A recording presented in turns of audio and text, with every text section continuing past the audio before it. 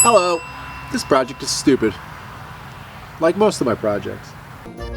First thing I had to do was find these ratty old pair of pants, and I tied some string around the ankles or the bottom of the pants.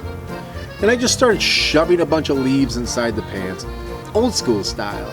I did a little in between the legs trick with some style. Once I had the pants filled up, I stapled these little blocks of wood all around the waist of the pants so I could attach a shirt to the pants. You could sew them, but this is time consuming, and really, like I said, this project is very stupid. I shoved a bunch of leaves into the shirt and down the sleeves.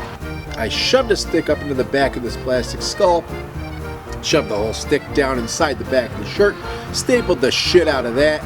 I have these pulleys hanging in my trees from years past of doing these same projects. I just ran some string through them and tied them to the hands of the dummy and then let them hang for the kids to pull on. And there we have a dancing dummy.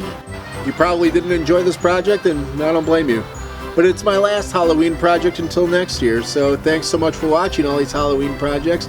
And I'll be back next month while I redo my workshop from top to bottom, and I'm very excited about it. Thanks so much for watching, and we'll see you in the next one.